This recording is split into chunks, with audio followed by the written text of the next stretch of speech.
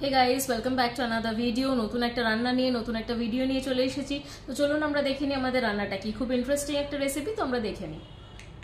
School টাইমে যে tiffin বা চাউমিনটা হয় নিরামিষ, সেটা আমি আজকে দেখাবো। তার জন্য আমি নিয়েছি বয়েলড নুডলস।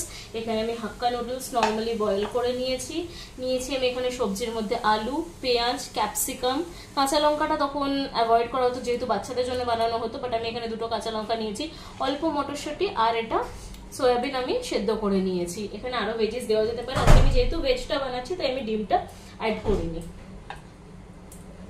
আর এখানে আছে আমার নুডলসটা, হাক্কা নুডলস। এবার আমি কড়াইতে অল্প একটু সাদা তেল দিয়ে দেব, সবজিগুলো ফ্রাই হওয়ার মতন।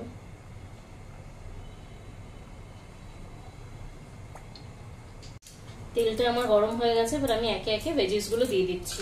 আলুটা দিয়ে দিলাম, ক্যাপসিকামটাও দিয়ে দিচ্ছি, মটরশুঁটিটাও দিয়ে দেবো। সবগুলো আস্তে আস্তে দিয়ে দেবো। পেঁয়াজটা দেবো, লঙ্কাটা দিয়ে দিই। এবার এটা ভালো করে নিয়ে ফ্রাই করে নেবো।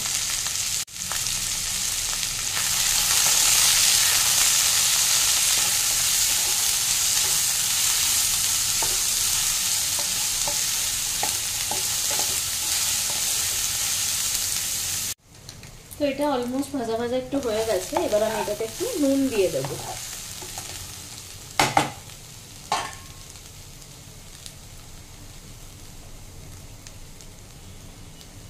পুরো চাউমিনটার আন্দাজে আমি নুনটা দিচ্ছি। আর এটা যেহেতু আমি সাদা সাদা বানাচ্ছি স্কুলের টাইমে, তাই আমি এটাতে কোনো সস অ্যাড করবো না, তাই নুনটা আমি একেবারেই দেবো। সসটা, কেচাপটা আপনারা ওপর থেকে অ্যাড করে দিতে পারেন। ভালো করে মিক্স করে নেব।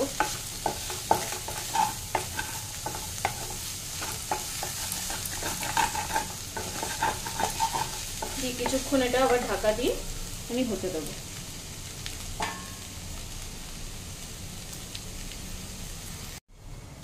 তো সবজিগুলো আমার মোটামুটি সেদ্ধ হয়েই গেছে।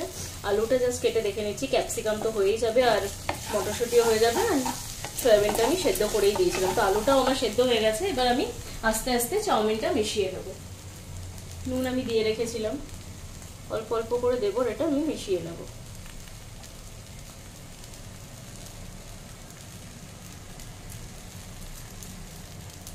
একটু করে দেবো, মেশাতে থাকবো, তাহলে সুবিধা হবে এটা করতে।